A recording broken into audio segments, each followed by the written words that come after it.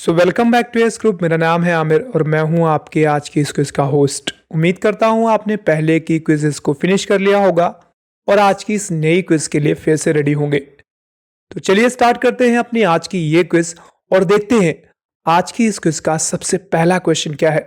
तो पहला क्वेश्चन आपके कंप्यूटर स्क्रीन पे ये रहा। When did electronic wallet became operational in India? Bharat में इलेक्ट्रॉनिक वॉलेट ऑपरेशनल कब हुआ? 2010, 2007, 2017 या 2015? तो आपका टाइम स्टार्ट होता है। आप अपना जवाब अब आप सेंड कर सकते हैं।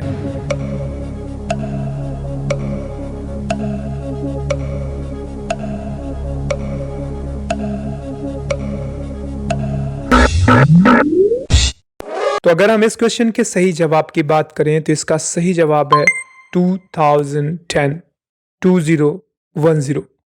चलिए बढ़ते हैं आज की क्विज के अगले क्वेश्चन की ओर। अगला क्वेश्चन आपकी कंप्यूटर स्क्रीन पे ये रहा। When did Bhim app launch in India? Bharat में भीम ऐप कब लॉन्च किया गया था? 26 जनवरी 2016, 6 दिसंबर 2017, 30 दिसंबर 2016 या 5 नवंबर? आपका टाइम स्टार्ट होता है। आप अपना जवाब अब आप सेंड कर सकते हैं।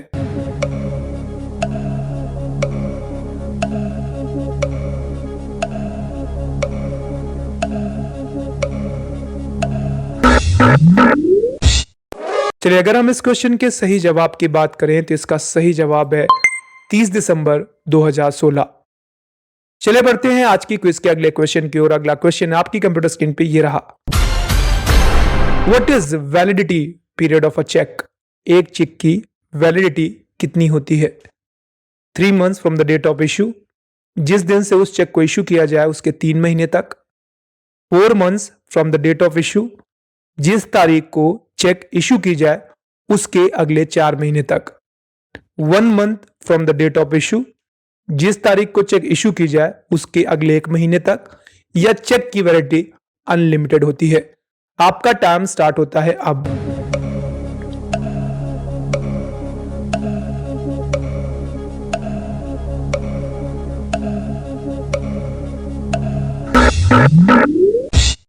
चलिए अगर हम इस क्वेश्चन के सही जवाब की बात करें तो इसका सही जवाब है 3 months from the date of issue, जिस तारीख को वह चेक इशू हुई हो उसके अगले 3 महीने तक। चलिए बढ़ते हैं आज की क्विज के अगले क्वेश्चन की ओर। अगला क्वेश्चन आपकी कंप्यूटर स्क्रीन पे ये रहा। Can illiterate person be issued debit card? क्या एक अशिक्षित व्यक्ति को डेबिट कार्ड इशू किया जा सकता है? नहीं। हाँ, only in case of a joint account, यानी केवल तब जब वह एक ज्वाइंट अकाउंट हो जिसमें एक ऑलरेडी दूसरा व्यक्ति भी हो। या only in case he is head of family, या फिर उस व्यक्ति को कर सकते हैं इशू जो कि किसी एक फैमिली का चीफ हो, मेन पर्सन हो। आपका टाइम स्टार्ट होता है अब।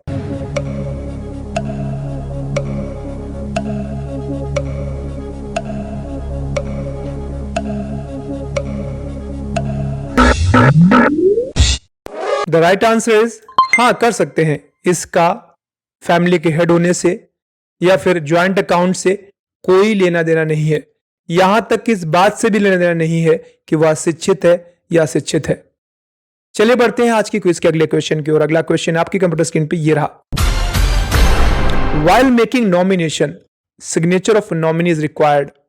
आपको ना पता हो तो बता दूं, जब भी आप एक अकाउंट ओपन करते हैं तो आपको उसमें एक नॉमिनी का नाम डालना होता है। कल को कुछ ऐसा हो जाए कि आप उस पैसे को ना निकाल पाए तो आपकी जगह पे वह व्यक्ति निकाल सकता है। तो सवाल यह है कि जिसको भी आप नॉमिनी बनाएंगे उसका सिग्नेचर लगेगा कहां पे?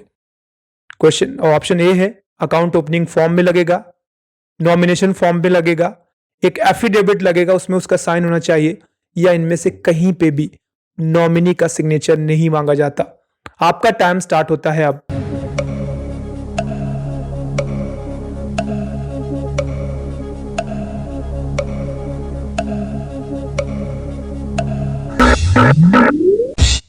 द राइट आंसर इज इनमें से कहीं पे भी नॉमिनी के सिग्नेचर को नहीं मांगा जाता है।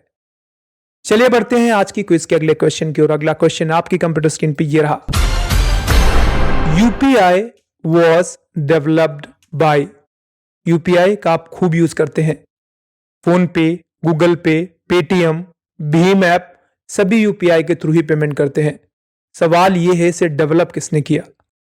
यूआई, डीएआई, आरबीआई, एनपीसीएल या ये सबने मिलकर के यूपीआई को डेवलप किया है? आपका टाइम स्टार्ट होता है अब।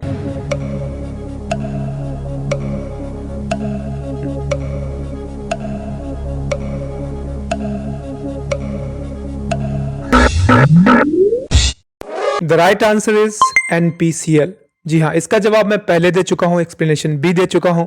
आई am not going to repeat this again. चलिए बढ़ते हैं, देखते हैं what is the next question. The next question is in your screen now. ATM password should be kept. ATM के पासवर्ड को रखना चाहिए इन पर्सनल डायरी, अपनी एक डायरी में लिखकर। पर्सनल रखना चाहिए, प्राइवेट रखना चाहिए, ऑफिस में रखना चाहिए, कहीं पे भी रख सकते हैं, कोई प्रॉब्लम नहीं है।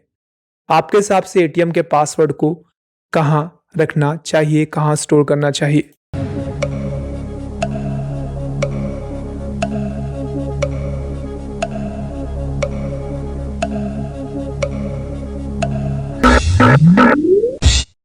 The right answer is personal. जितना प्राइवेट रखेंगे उतना सेफ रहेंगे। चलिए बढ़ते हैं आज की क्विज के अगले क्वेश्चन की ओर। अगला क्वेश्चन आपकी कंप्यूटर स्क्रीन पे ये रहा। Who should tell ATM password only? आप अपना एटीएम पासवर्ड किसको बता सकते हैं या किसको बताना चाहिए? स्पाउस, अपने जीवन साथी को, wife and husband, whatever. Obedient son, काफी आज्ञाकारी पुत्र है आपका, तो आपको लगता है कि नहीं आपको उसको अपना एटीएम पासवर्ड बता देना चाहिए।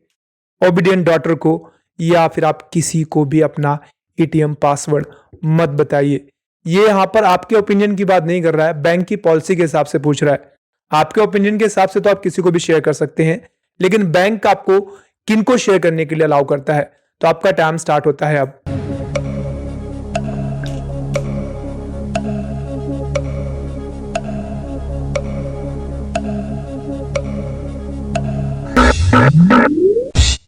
The right answer is none of these, none of above, क्योंकि अपना एटीएम पासवर्ड हमें किसी को भी नहीं बताना चाहिए।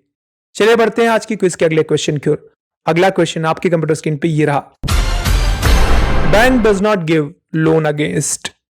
बैंक आपको लोन नहीं देगी। भाई, लोन देने के लिए आपको कुछ ना कुछ देना पड़ता है एज एन सिक्योरिटी। तो आप इनमें से कोई ऐसी चीज है जिसको सिक्योरिटी के तौर पर आप देते हैं, तो आपको बैंक लोन नहीं देगी।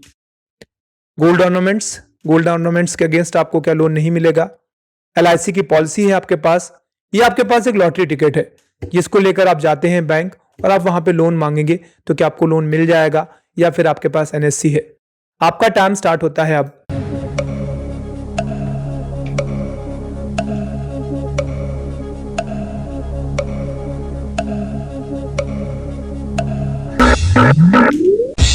The right answer is lottery ticket. क्योंकि लॉटरी टिकट के बिहाफ पे तो आपको कभी लोन नहीं मिलेगा। मुझे नहीं लगता इतना डिफिकल्ट क्वेश्चन था ये।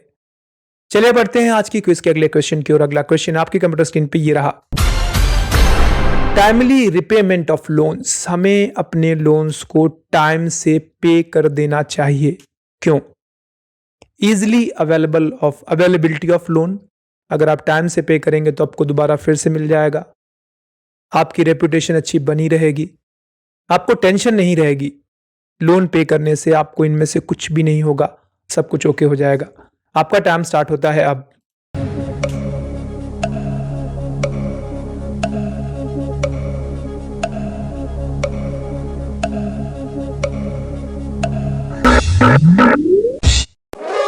इसके सही जवाब की अगर आप बात करेंगे तो इसका सही जवाब होगा ऑल ऑफ अबव, इनमें से सभी।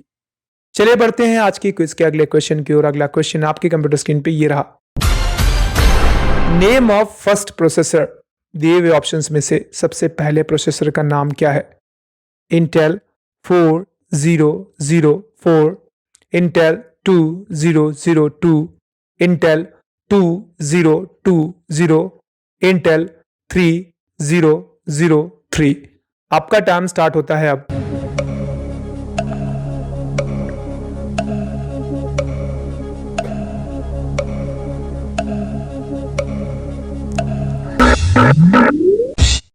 The right answer is Intel 4004 and I don't think so कि मुझे बताने की जरूरत है। चलिए बढ़ते हैं अगले क्वेश्चन की ओर।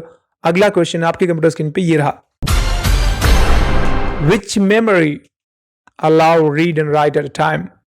कौन सी मेमोरी है दिए हुए में से जो आपको एक ही वक्त पे रीडिंग एंड राइटिंग दोनों की फैसिलिटी प्रोवाइड कराती है? रोम, रैम, ईपी रोम या CD रोम? आपका टाइम स्टार्ट होता है। अब अपना जवाब अब आप सेंड कर सकते हैं।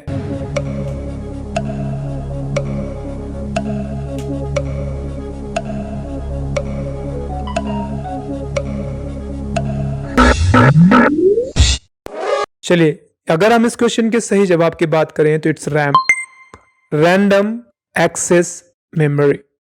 बाकी तीनों रोम है, रोम, ईपी रोम या रोम, लास्ट वाला भी।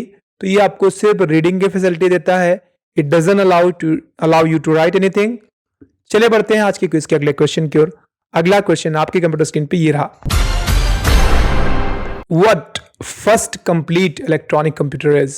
दिए हुए ऑप्शंस में से सबसे पहला कंप्लीट इलेक्ट्रॉनिक कंप्यूटर है मार्क 1, यूनिवैक, अबैकस या इनियक? आपका टाइम स्टार्ट होता है अब।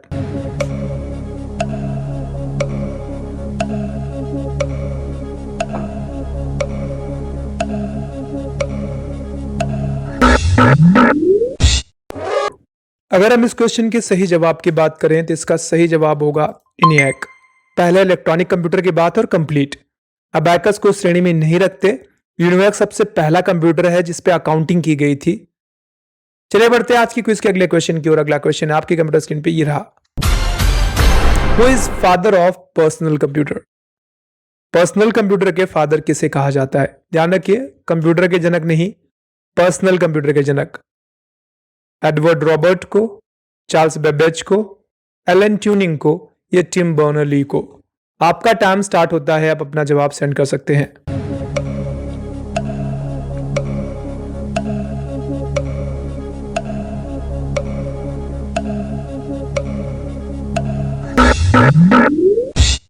The correct answer is Edward Robert. चलिए बढ़ते हैं आज की क्विज के अगले क्वेश्चन की ओर। अगला क्वेश्चन आपकी कंप्यूटर स्क्रीन पे ये रहा। Which of the following uses printed text as input? दिए हुए ऑप्शंस में से कौन सा है कहीं पे टेक्स्ट प्रिंटेड फॉर्म में है तो उसे इनपुट की तरीके एक्सेप्ट कर लेगा? OMR, MICR, OCR या ये सारे के सारे प्रिंटेड टेक्स्ट को इनपुट के रूप में एक्सेप्ट कर लेते हैं? आपका टाइम स्टार्ट होता है अब।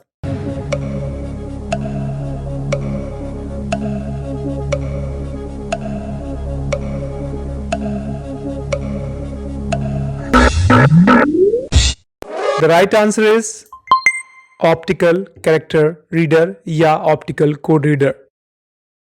तो इस तरीके से आज के 15 क्वेश्चंस आपके समाप्त होते हैं। उम्मीद करता हूं आपको ये 15 क्वेश्चंस पसंद आए होंगे। क्वेश्चंस पसंद आए हैं, कुछ पसंद आई, हमारी मेहनत पसंद आती है तो प्लीज वीडियोस को लाइक करिए, चैनल को सब्सक्राइब करिए, बेल आइकन पे हिट करिए। जल्द मिलते हैं फिर से नए 15 क्वेश्चंस के साथ। तब तक अपना ख्याल रखिए, कंप्यूटर सीखते रहिए। Bye bye and take care.